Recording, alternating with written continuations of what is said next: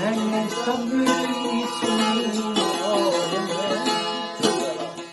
वो आजकल मतलब मुझे कुछ ज़ेरे गुफ्तगू आती है कि जब ड्रामाटाइज करना है चीज़ों को, स्टोरी टेलिंग में भी जाना है, तो उसमें इश्यूज़ कौन से हाईलाइट करने हैं। उसमें आप अगर जर्मनी जो अपनी छोटी स्टोरीज़ और कहानियाँ सुनाता है या ड्रामे दिखाता है या अपनी फिल्में बना के अपनी पब्लिक को जिस पर ट्यून इन किया हुआ, या इवन टॉक शोज़ में भी, वो उसमें इश्यूज़ को आगे लेके आते हैं और फिर यानी सहाफ़ी का ये काम है कि वो ढूंढ के लाए कि ये चीज़ थी, इस पे बात होने वाली थी, और फिर लोग उस पे बात करें भी, उसको सुने भी, और फिर उसके बाद उनकी एक कलेक्टिव ओपिनियन बने। कोरिया वाले भी यही कर रहे हैं कि वो अपने ड्रामों का, अपनी गुफ्तगू का, और ये वो हैं जो ऐसी डेवलपमेंट, ऐसी कंसोलिडेटेड और सस्टेनेबल डेवलपमेंट पे यकीन रखने वाले हैं। इवन स्कैंडिनेविया जो है, उनका भी यही ट्रेंड है कि वो सिर्फ तरक्की पे बिलीव नहीं करते, वो सस्टेनेबल डेवलपमेंट पे बिलीव करते हैं। अब इन सारों को मैं जब मुख्तलिफ जगहों पे मुख्तलिफ दोस्तों से बात हो रही थी, तो मैंने कहा फिर हमें तो अपनी खुशकिस्मती पे नाज करना चाहिए कि हम आज नहीं, हम तो अरसा दराज से सस्टेनेबल डेवलपमेंट के ऊपर सब्सक्राइब करने वाला ह्यूमन स्टफ हैं, कौम हैं, जमात हैं, अफराद हैं। जिस ज़माने में मतलब दो भाई मौलाना मोहम्मद अली जौहर और मौलाना शौकत अली, वो अपने पॉलिटिकल फेम में किस लेवल पे पहुंचे हुए थे, उन्हीं दिनों में उनके सबसे बड़े भाई जुल्फ़कार अली खान गौहर जो थे, वो जमात अहमदिया में आके तो वो अपने रंग में खिदमतें कर रहे थे,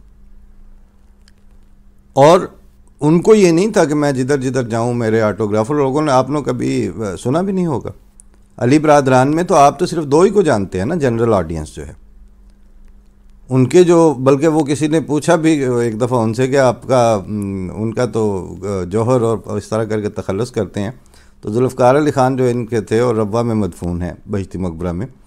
तो इनसे पूछा गया कि आपका क्या तखल्लुस नहीं करते, कहते आप फिर मेरे साथ शौहर लगा लीजिए अगर आपको तखल्लुस का बहुत ही शौक़ है तो। यानी बाज़ौक़ भी थे, साहिब ज़राफ़त भी थे, जो जुमला पलटाना जानते थे, सारा कुछ था, लेकिन उन्होंने अपनी सलाहियतों को ये देखते हुए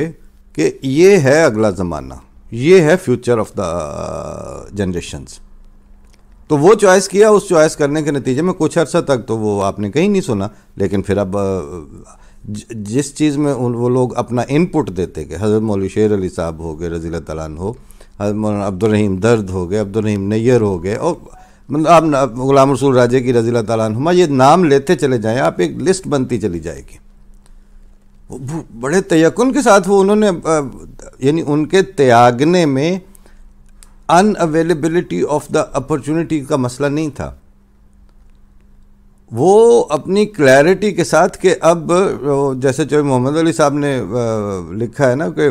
कश्ती नूह में बैठे तो हो मुज़तर, लेकिन शर्त ये है यहीं मरना यहीं जीना होगा। तो वो यहीं मरना यहीं जीना की उसको अप्रोच को लेके तो वो बैठ गए। जब बैठ गए तो फिर अब आगे जो उनका नफूज था, वो अब 210 मुल्कों में लोग उसको देख रहे हैं, उनका जो आउटकम है उसकी क्रेडिबिलिटी को एक्सेप्ट कर रहे हैं, और वो जो उस वक्त के मेहनत करने वाले थे भी, उस वक्त दुनियादारी वही थी ना कि आप ऑल इंडिया मुस्लिम लीग में घुस जाते, आप वहाँ जाके अपना नाम बनाते, फिर बाद में कोई मिनिस्ट्रियाँ ढूंढते या उनके साथ कोई मतलब लीडरशिप के साथ अटैच होते होते आप अपना नाम बनाते ज़रूर बनाते, लेकिन उनके किए धरे को 70 साल के अंदर उन्होंने, आपने जो जनरेशन थी वो देख ली है ना, वो पानी देने वाली जनरेशन नहीं थी।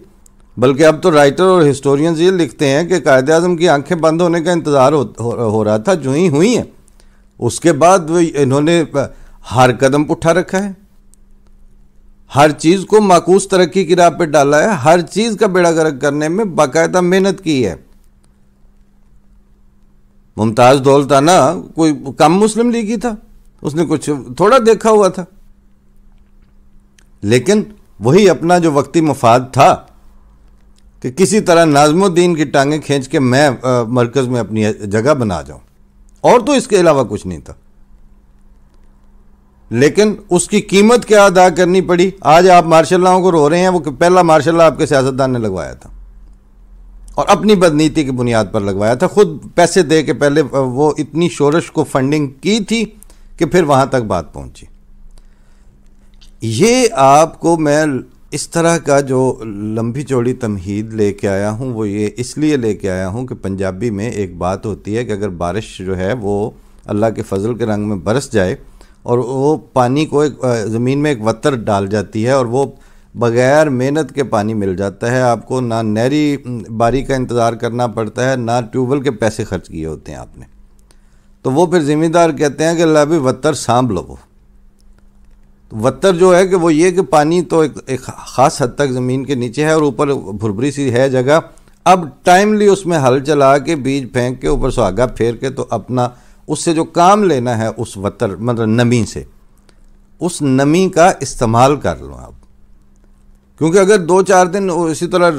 रड़े के ऊपर धूप पड़ती रहेगी तो उसके बाद आप वो हल चलाएंगे तो वो सारा घटा ही है फिर उसके बाद, यानी उसमें फिर पानी की उसी तरह ज़रूरत पड़ेगी।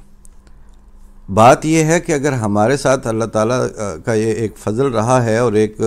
आउटस्टैंडिंग और इम्तियाजी सलूक किया है अल्लाह ताला ने, तो हमें तो वो वत्तर संभालना है, हमें फॉलो किसी को कुछ नहीं करना। ये सारी बातों की इसलिए ज़रूरत पेश आई कि वो मुझे कम अज़ कम मेरा ख्याल है जितने कॉन्टेक्ट्स होंगे उनमें से आधे उधर से वो एक ही वो आ रहा है जी मैसेज के ये देखें ज़रा भाई इसमें क्या देखें। एक ख़ानदान है, उनकी लड़की बड़ी हुई है, उन्होंने उसकी कहीं मंगनी तय कर दी है, उन्होंने करनी ही थी। और एक दूसरा ख़ानदान है वो जी पहले गैर मारूफ था जी अब वो मारूफ हो गया। अच्छा, हर दो सूरतों में उसका हमारे साथ क्या ताल्लुक़ है और उसमें बनिनो इंसान की कौन सी ऐसी उसके साथ तकदीर अटकी हुई है कि हम जब तक अब उसमें वो लड़की जो है वो मुझे उसको देख देख के हैरत हो रही थी कि वो बेचारी ने कहा तो ये कि मैं आपको कहानी सारी सुना देती हूँ, लेकिन सबसे पहले तो वो 15 मिनट तक तो वो ये साबित करती रही है कि भुट्टो साहब जो थे वो ख़त्म नबूवत के बहुत बड़े मुजाहिद थे। जिस तरह के आज के आशिक़ रसूल हैं वैसे ही वो ख़त्म नबूवत के मुजाहिद थे। उनको ज़ाती हैसियत में कोई ताल्लुक़ नहीं था उससे, जानते हैं लोग, पर्सनली जानते हैं। वो एक चीज़ जो कि पीपल पार्टी के जो सरखेल किस्म के बंदे हैं वो उसको भुट्टो साहब का डिसक्रेडिट समझते हैं। मैंने शायद पहले भी कहीं बताया है कि ताज हैदर साहब वहाँ इस्लामाबाद में सीनियर इनके सियासतदान हैं और वो बहुत इसरार के साथ मुझे कह रहे थे कि हम तो 49 से राइट विंग के साथ लड़ते आ रहे हैं।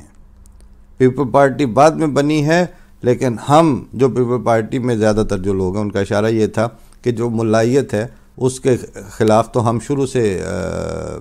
लेफ्टिस्ट और लेफ़्ट विंग जो पाकिस्तान का है वो स्टैंड लेता आ रहा है।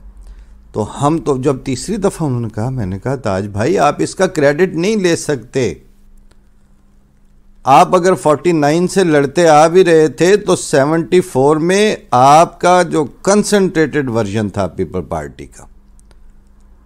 बेनज़ीर और आसिफ जरदारी तो यार ये बिलावल वगैरह जो ये तो डाइल्यूटेड है, इनमें तो पानी डाल के तो वो कंसंट्रेट से वो महलूल बना हुआ है ना। आपका जो कंसंट्रेटेड वर्जन था पीपल पार्टी का वो तो ज़ैड भुट्टो खुद थे, जुल्फ़िकार अली भुट्टो। तो आपका जो इंतहाई मोतबर और कंसंट्रेटेड वर्जन था पीपल पार्टी का उसके सर ये सेरा और ये बदनामी का तौक उनके मत्थे लगा हुआ है कि पहली दफ़ा पाकिस्तान की नेशनल पार्लियामेंट जो है कौमी सतह की पार्लियामेंट उसको इज्तिमाई तौर पर मुल्लायत के सामने गिव इन और गिव अप करवाया है, वो ज़ैड भुट्टो ने करवाया है।